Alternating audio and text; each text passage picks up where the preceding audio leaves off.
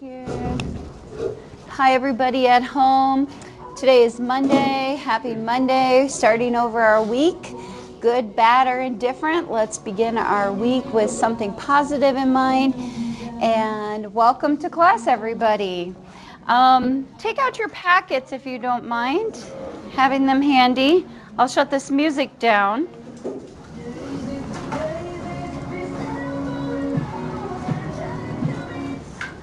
So, just a couple of announcements I would like to make regarding your schedule for the week. 539 to 544. Guys, your test is a week from Monday. It's very quick. This unit doesn't last long.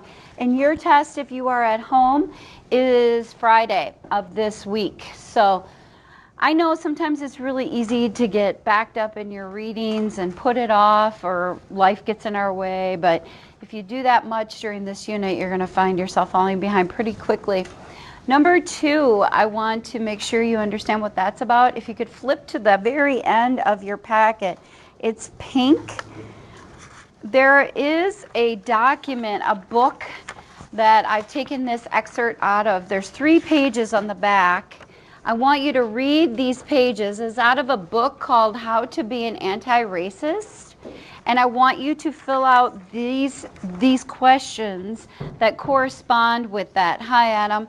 And this page is going to be turned in for a grade.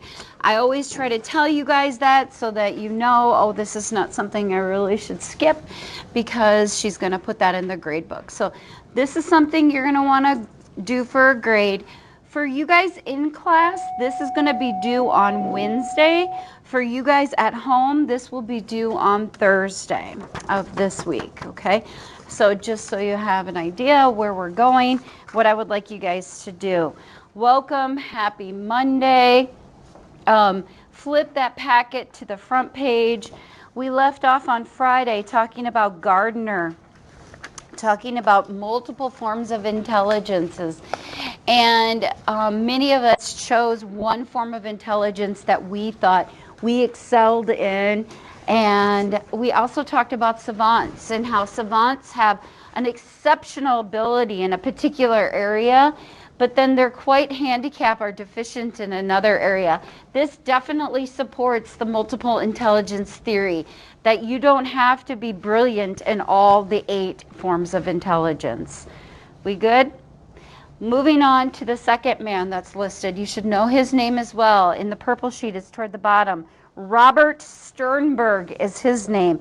Under his name, you should write down the triarchic theory right here. Triarchic theory. I think it mentions it in your book, but I just want to make sure you would know that that's what that is called.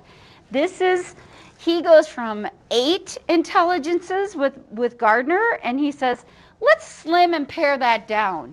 I think we can classify our intelligences into 3 areas, 3 main areas that you should all know and you should be able to give an example of. Because you're going to get an example in your test, and you're going to have to say, is that an example of practical, analytical, or creative intelligence? Following me? So what is analytical intelligence? Anytime it says anything on the test regarding school book knowledge, that's what we're talking about with analytical intelligence. Many of you have a high analytical intelligence, according to Sternberg. You score very well on tests. You do very well in school. You can comprehend things that you read quite easily. Those are the things that we're talking about with analytical intelligence. So, and pretty much taught in our school system. I'm going to come back to creative intelligence and go to practical intelligence real quick. Put down, this is street smarts. So street smarts, you know, those are the people that have clever ideas to pretty much, these are people that can use multiple solutions. So we've talked about this before, where sometimes you approach people that are really book smart, but they're really kind of, I know this sounds terrible, but kind of like an airhead when it comes to street smarts. Like they are 4.0, brilliant in the books, but yet you put them on the street, they would not have a clue on how to how to interact or how to survive. Years ago, and I'm not lying, and this wasn't that long ago, there was this lady that wanted to teach her kids street smarts. She was a mother, and she lived in Chicago, in downtown Chicago. And she took his cell phone, took all his means of communication, and said, I want you to go from here. And she gave him a destination out in the suburbs, and I will meet you out there. Find your way. How are you going to get out there? And I think this kid was around like 11. Pretty young. Pretty young. And he did it. He did it just fine. He was able to navigate the city, figure out where he needed to go, how he got on that subway, how he was going to ask for some money. He had no money. She didn't give him any money. She said, you figure it out. And a lot of critics, if you can imagine, thought it was complete child abuse and the worst thing in the world and whatever. But he developed some street smarts. I sometimes think, do you think we teach practical intelligence here at Hempstead High School? No. I would say a firm no. Yeah, not really. I've often thought, like at the end of the year, wouldn't it be, that would be awesome if I could do something like I just told you guys. Like, you're coming to class, you need to get from here to, you have to get from here to Inspire, give me your car keys, how are you going to do it? First of all, you'd have to figure out where is Inspire. How am I going to get down there, downtown, you know, that type of thing. Anyway, okay, creative intelligence. Creative intelligence is the second one listed. These are adaptable situations. So basically, you're smart with inventing, design is a good thing. You can see relationships among concepts. So we're going to test your creative intelligence right now. You guys and you guys. Everybody on your desk has a piece of paper. Let's start with the purple sheets. Purple sheets look like Seth. Hold yours up. And you have the purple sheet, and so do you, Cole. Those are riddles. Solve those riddles. You guys can work together to solve those riddles. Salmon color sheets. I think it's you, Adam, and Elena. These are, what do these three things have in common? There's three words, and what do they all have in common? We're using other forms of intelligence than just what you learn in a book. Then we have Kunal and Nick, who both have a piece of paper that looks like this. The only thing on the piece of paper is this. Their job in the next 5 minutes is to come up with a picture. And finally, Bethany and Brian. You have two problems on those yellow sheets of paper. You need to solve those problems. Go for it, guys. 5 minutes. If you're at home, you will not have this. So what they are doing is they are doing a creative intelligence little task for me. We'll get back to them. Okay. What he wanted is if this one was attempting to escape from trouble, he found in his cellar what was the top one was for his solution to that paper. Find it, work,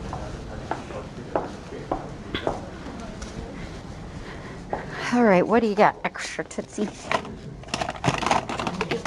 Okay, thanks. Brian, you're going to need this for that. By the way, nobody has gotten this right yet today. Or this. Oh, or that one.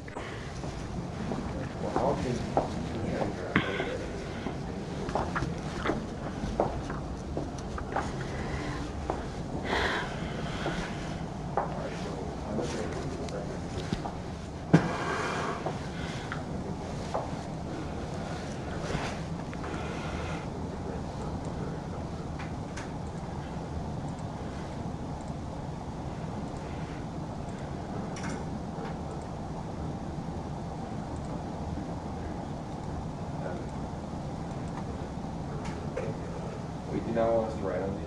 No, you can write them.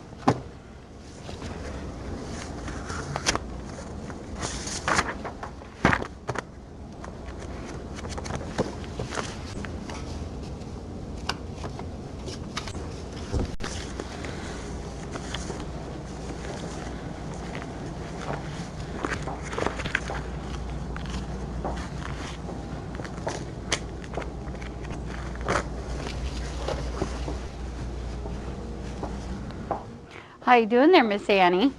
I'm okay.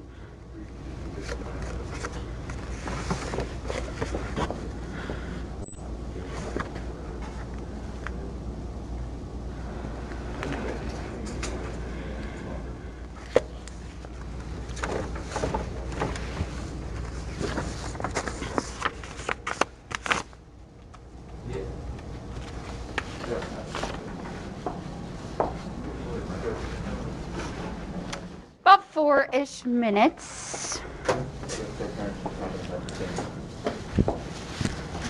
But technically, theoretically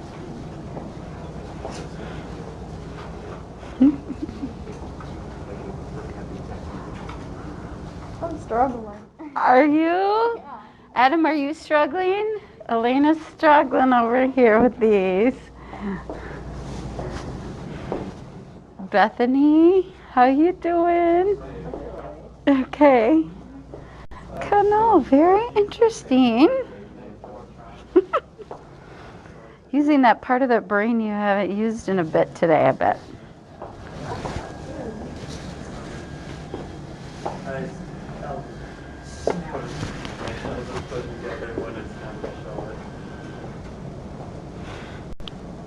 You can put it all the way together. That's too much. About 2.5 minutes. Get as far as you can.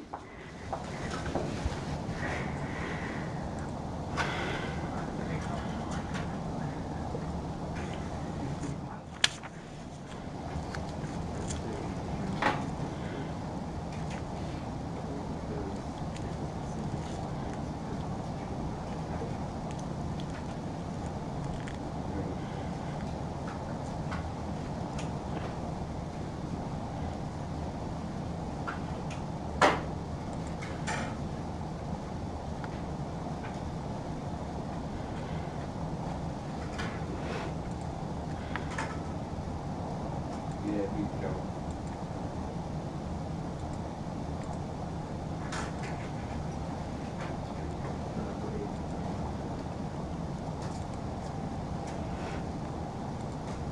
Just wondered, do you think the lower I do. Here you go. It's probably near seeing its end of life a little bit. Okay. You can keep going. You're good.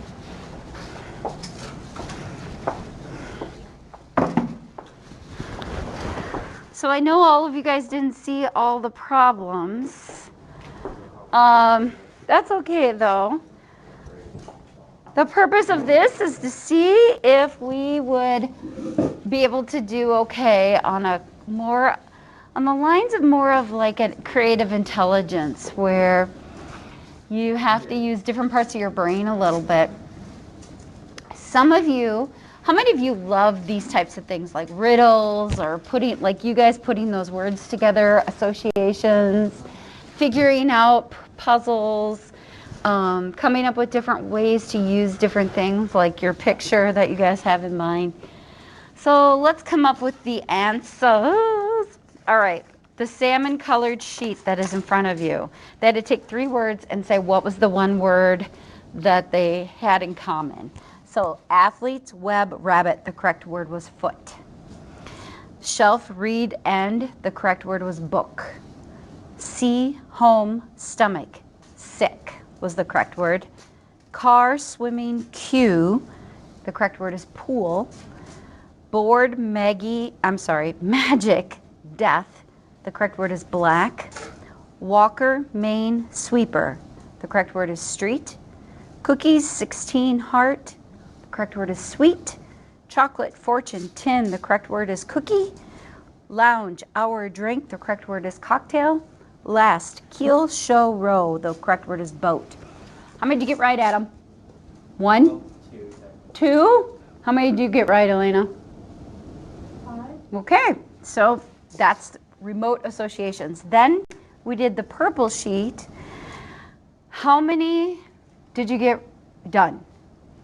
How many did you finish, Ann? Well, I didn't know how some of them were. My thinking was accurate, so I didn't write them down. The bottom 3 years are the ones that you did? Number 2, 5, and 8. 2, 5, and 8. What about you guys? Did you get all of them? Okay, I'm not going to read the riddles because they're long. I'll just read the answers.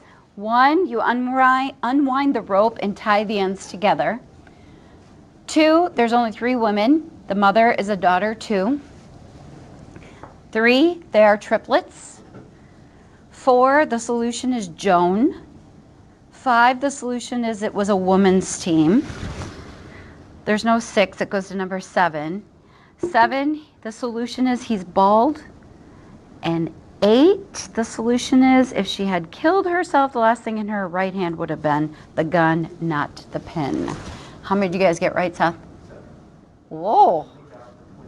How about you guys? How about you? You were by yourself. There's a little bit difference. Nice job, guys. All right, let's bring out the pick.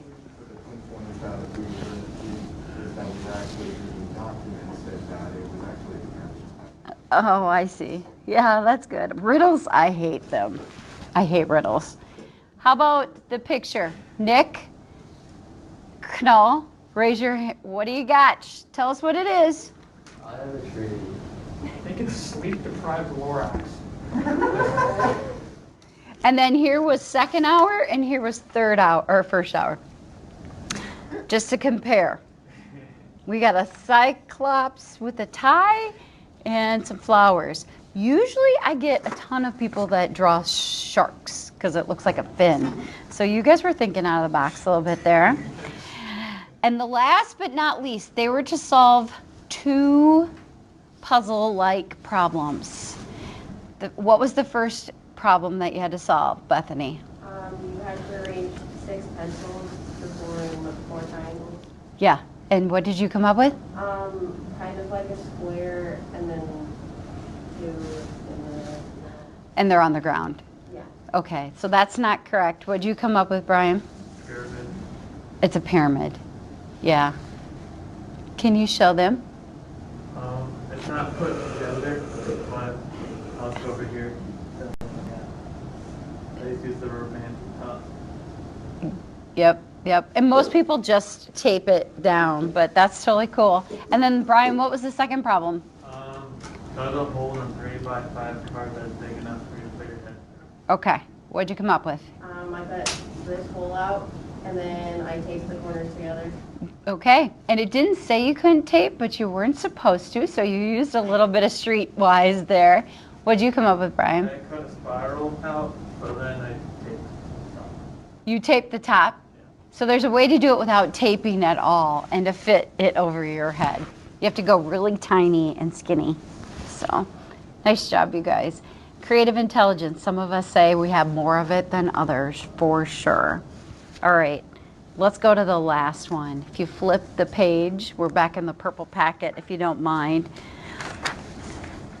I don't have this man's name per se written down on here, but you should know him. Charles Spearman is the last guy who came up with G, which means general intelligence.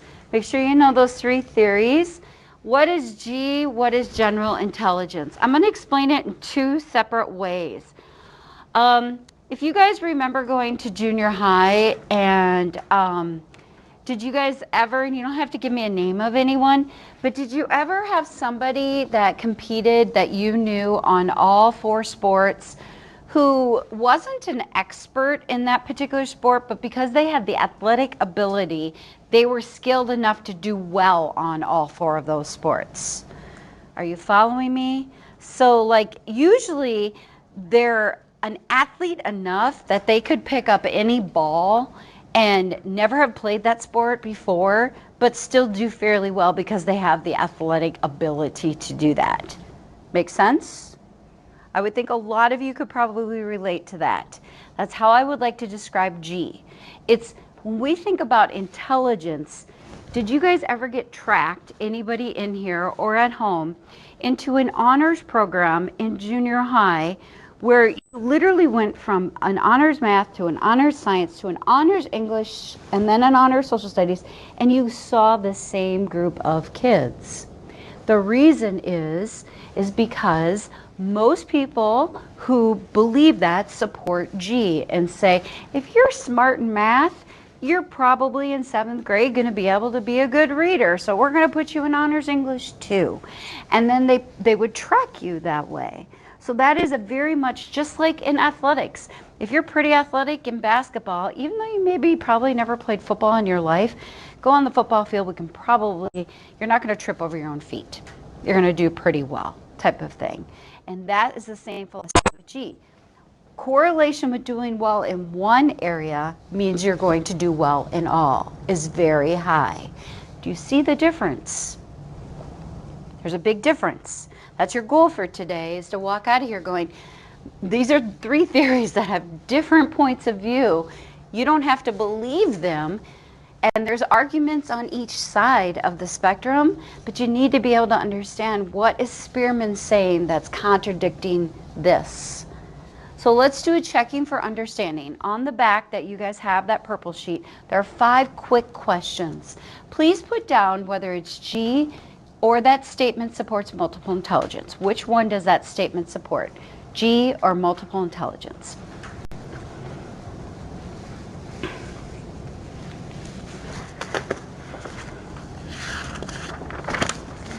So we are doing this right now.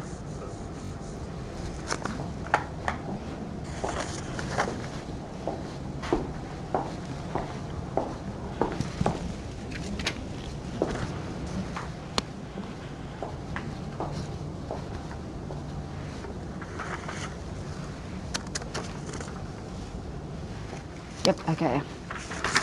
Thanks, come on.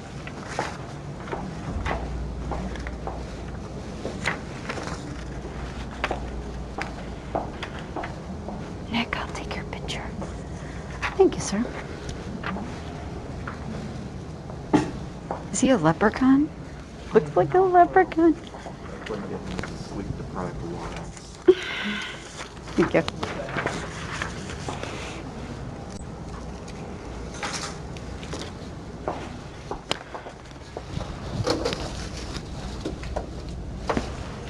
All right, so let's go through these, see what you guys came up with for your answers. Good checking for understanding. Subjects were given 56 different tasks and 8 clusters of primary mental abilities were determined using factor analysis. That word, factor analysis, you're going to see on your test. That's a good vocab word to make sure you know. It's the first sentence, the last 2 words on that first sentence. What it means is that it is a statistical analysis. It's how scientists will compute the data and gather the data and make sense of the data. Researchers found those who excelled in one cluster are more likely to score well in others. Your answer is G. 2, people have lost linguistic abilities due to damage in the left hemisphere of the brains, but they still maintain the capacity to be musicians, artists, engineers. Multiple intelligence is your answer. 3, a lobotomy, which we're going to learn about in a couple chapters, because we'll be talking about abnormal psych, may cause little impairment of logical or linguistic intelligence, but is usually disastrous for self-understanding and interpersonal thought. The correct answer is multiple. Single intelligence test scores correlate well with success in various mentally demanding careers. The correct answer is G. And then 5, there are people who score low on intelligence tests, but a specific area in which they excel.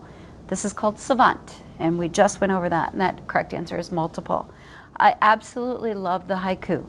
I'm going to read it because I think it will stick with you. It sounds so stupid and so simple, but in 3 months, 2 months, I think it might help you a little bit. A spearman has just 1 point, but a young gardener has many tools.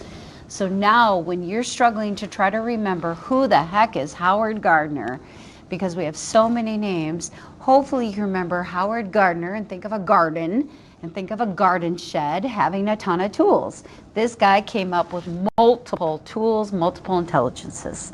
Spearman says we only have 1, and that's a spear, and that's called G. Flipping over. Any questions on theories? To the right, you'll see the salmon sheet. Please take a second to read the social intelligence characteristics.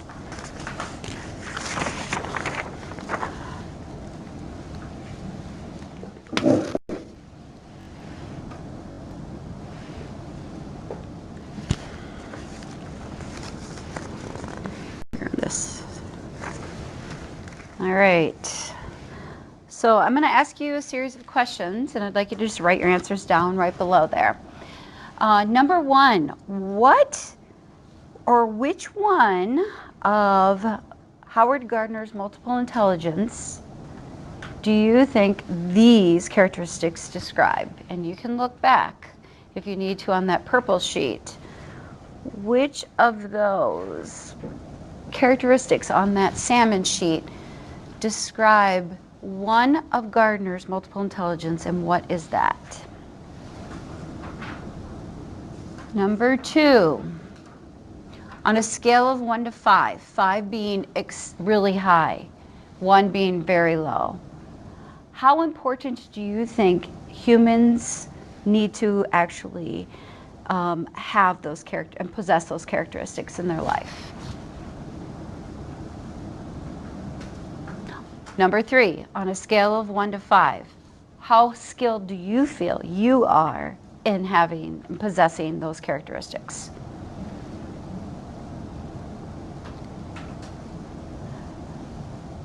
Okay, we're going to stop there and we'll come back. I have a couple more questions I want you to answer.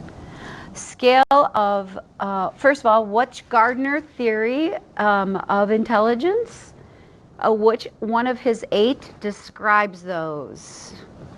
Interpersonal, very good. Nice test question that you'll see, okay? So interpersonal describes social intelligence quite well. You'll see the overlap, right? Number 2, read off or put up your number and your hand on a scale of 1 to 5. How important do you feel personally it is for people to possess these? 4, 4, 4, 4, 4. 5, 4, 4, 5, and a 4. Put up how many you feel you have. Where are you at with these characteristics? I got 3s over here all around. I've got 5. I've got a 4 and a 4 and a 4 and a 3. Okay, so I think we are in agreement, and I would be right there with you guys for myself as well. But I think we're in a class agreement that most of us feel, or all of us feel, this is a pretty important skill to have in life. Now your next question, number 4 are we on? What is causing the deficit in so many people to not obtain these? Go ahead and write that down. What is blocking people? What is getting in their way from getting better at these skills?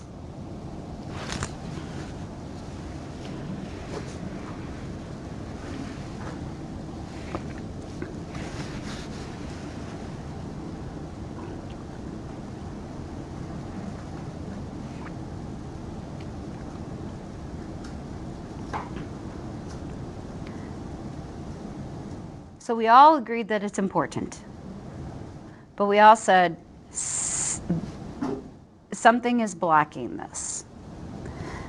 What did you guys say over here? Brian, what did you say? I said, like, not talking to people. Okay. Ann? So like the environment here, like, especially like right now if you're homeschooled, for like all my school, you can't really be with other people. So would it be safe for me to say with yours, if I had to summarize yours, would you say COVID? Because it's causing people to be more isolated? Yeah, I guess.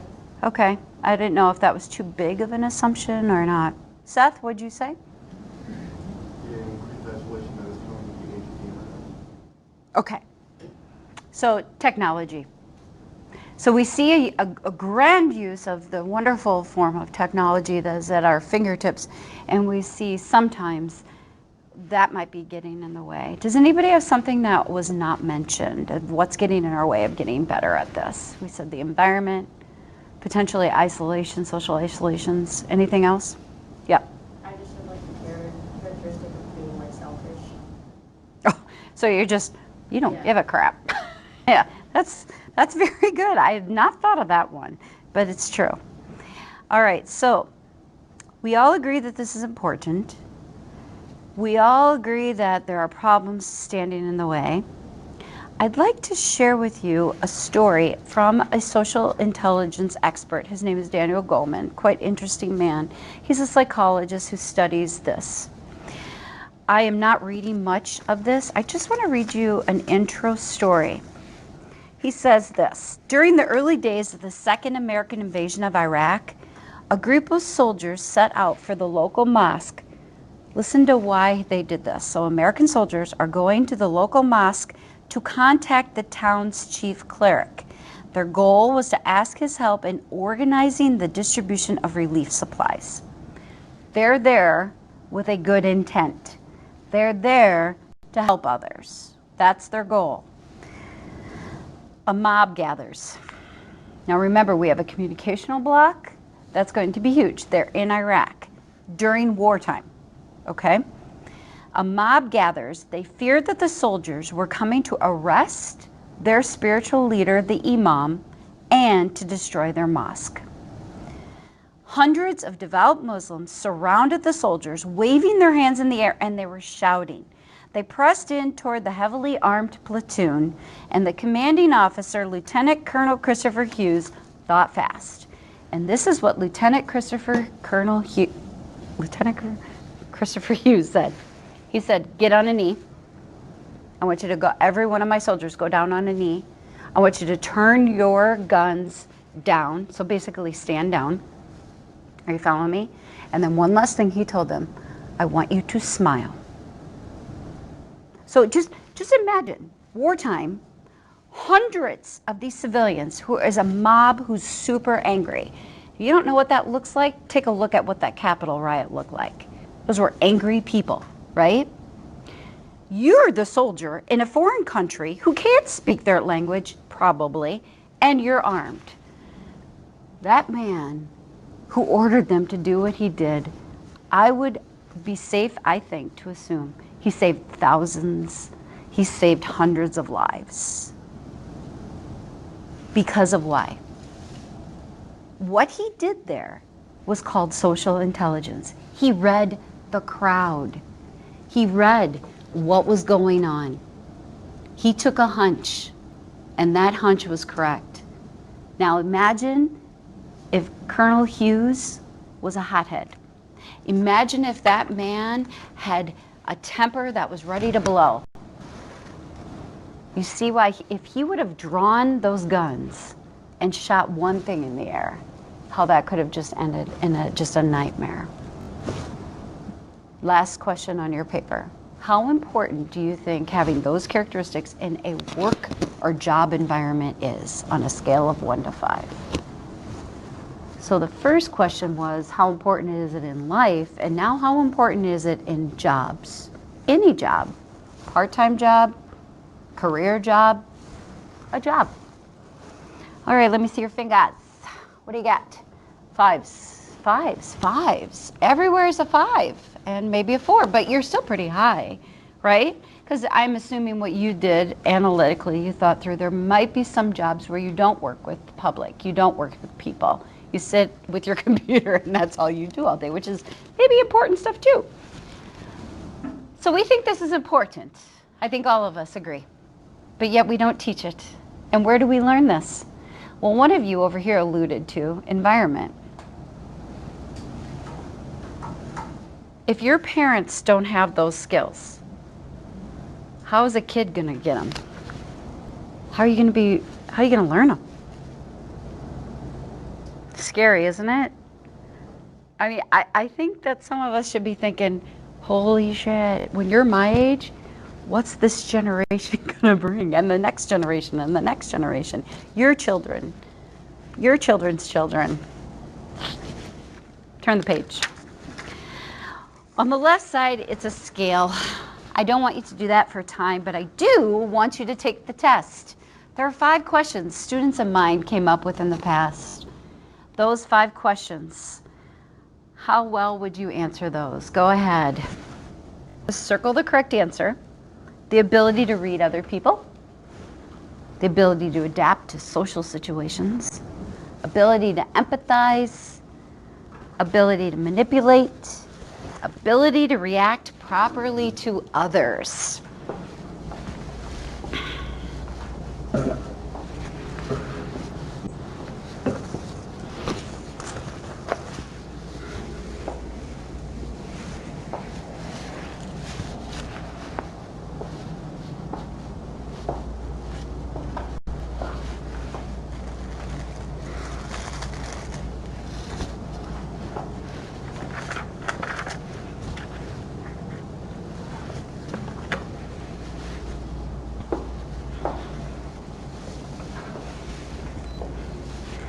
Ability to read other people. Ask your friend how her day was. She says, it was okay. She probably means something's bothering her. However, don't answer this, but think about this. When you walk by someone in the day, and when I ask you, hi, how was your weekend? We always come up with these stock answers, don't we? And really, is the person that's asking you, do they really want you to say truly what's going on? If I'm in a hurry and I say, Elena, how was your weekend? And you stop me and say, I really had a bad weekend. Whoa, okay, you just pushed me back, right? But what our stock answer usually is fine, okay. So sometimes we do that to ourselves. How about when in a crowded room and you don't know many people, do you? I would assume you've all been in that situation. One of the answers should have been you get out your phone. Because I would assume that's what most of you do. When you are in a situation where you don't know many people and you feel awkward, you just get your phone out and look like you're busy or something like that, right? The correct answer is you should start conversations with other people. How many of you that's hard? To go up to a stranger and strike a conversation? Seriously, I think you're all lying. I would like to put you in that situation. Thank you, Seth. I see it. Yeah. Sometimes not. For me, sometimes even. I think it depends on my mood. I'm like, okay, do I strike up, just small talk? That's what that is. It's just small talk. My husband is a pro. The other day, I asked him to call this bed and breakfast for us. We were going to do a little getaway. He said, you know what? I didn't get the price lowered because he was going to ask him if he could bring the price down. But I found out the lady, where she was born, how many kids she has, she's divorced now, where she's relocated, where she went to college, what her major was in college. I said to my husband, you found all of that out by just talking to this chick on the phone. And he goes, yes, people like to talk about themselves. He has this just incredible act to get a complete stranger to just speak about themselves. That's the one thing he's taught me. If anything, people like to talk about themselves. So if you're ever in that situation, just start asking them questions. They'll talk. Okay. Ability to empathize. You see up a homeless person asking for money. How likely is it that it is a result of their own actions? The correct answer was A or B. If you said C or D, you are a victim of a social psychology term called, where you blame the victim. Do you guys remember? I taught you this. Just world phenomenon. Yep. 4, ability to manipulate. You're at a friend's house. You need $5. You should talk to the friend. You should not steal the money. You should talk to them. And then 5, ability to react properly to others. And if you were honest, truly honest, I think some of you, when you are angry, probably, and I would say I'm at fault sometimes, do A, I become angry with that person, or I do B, I want to avoid the person because I know they're angry at me, so I don't want to go by them. But the correct answer would be to talk to them and converse about them. All right, so we did social psychology. We did social intelligence. Let's move on to the history, which is letter B. Identify how we have, in the past, assessed intelligence. I don't have this in your packet, but these are some important notes. Somewhere, if you did your reading, if you guys take notes at all, if you're not a note taker, That's okay if whatever you're doing is working out for you, but you are going to want to know some of these important things here. Okay, so this PowerPoint, you guys, is on Canvas. So I'm just going to go up to the bell, which for you guys, it's just about 8 more minutes in class. And tomorrow, what I'm planning on doing is picking up where I left off. So for those of you at home, we will continue this PowerPoint at home. 2 important words you need to understand the difference of each of these are.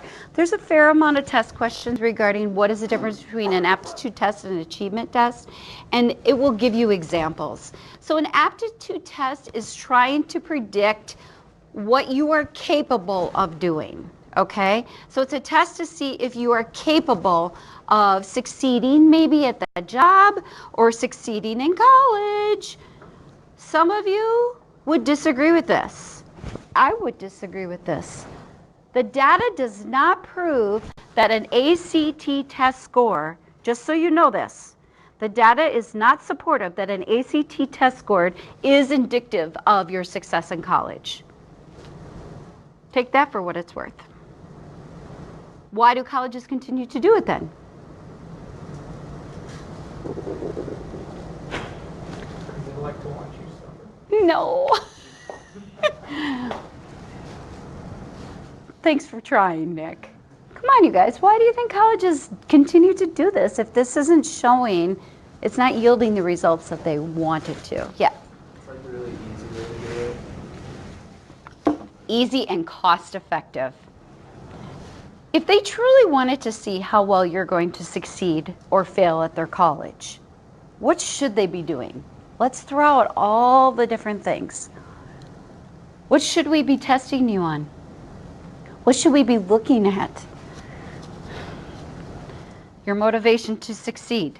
How about that one? What's that? I still can't hear you, Seth. Oh, your work ethic. You know, your study skills, your discipline. Do those have a factor in your success in college?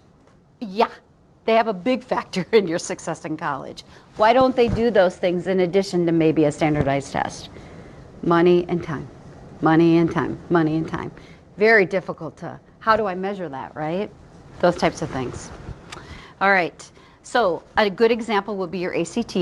Achievement test, you can study for those. Now some will argue and say, well, I can study for an ACT test. In generally speaking, can you study for an ACT test?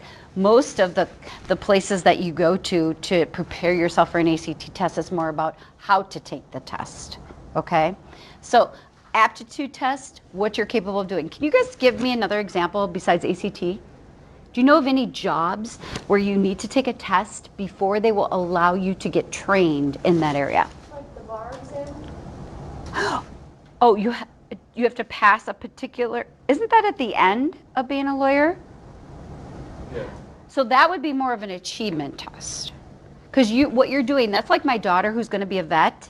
In a year and a half, she has to take, I don't even know what it's called, but it's the veterinarian test to show everything she learned so that she can get her certification saying she's certified. Yeah. At my old job, they would have us watch like training videos before we would start working, and then after each video, they'd give you like a little quiz or something, To and then you s- continue. to see if you were even competent enough to move on. Firefighters and police officers also, to go into the academies, you have to take tests to see if you have what it takes to be in that field. How about med school? Isn't there a test, isn't the MCAT one, where you take a test to get into med school? I'm pretty sure. Like after your 4 years of college, you have to take an MCAT test. So any of you medical people. Achievement test, you tend to study for. A good example would be our college board exam. Okay, so the AP exam that you've learned all year long. Now we're going to test and see if you have the knowledge from that year. Make sense? The next person I would write down or lock in is Alfred Binet. There's a couple names during this unit that I want you to make sure you know. Alfred Binet, there's the Eiffel Tower is up there by his picture. Look at his dates. He died 1911, right before World War I. All right, why am I pointing this out? Because France commissioned Binet.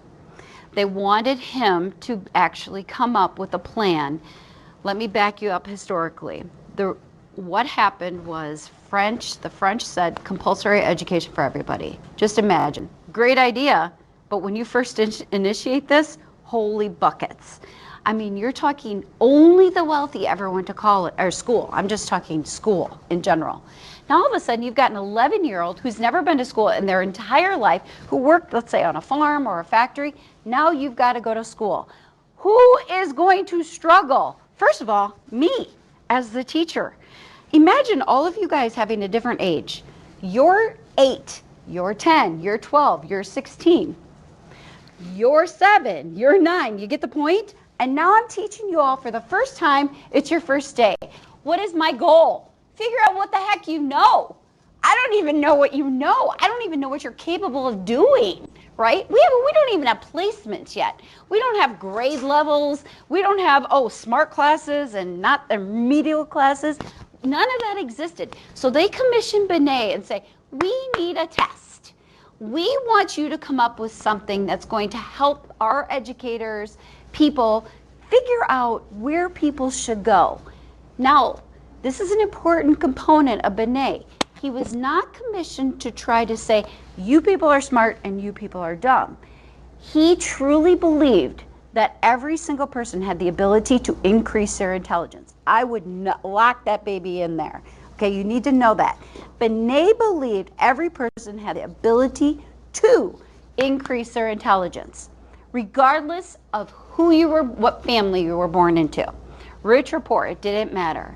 And he came up with what was called, this is bold because this is what I want you to associate with Benet, the mental age. So put that down.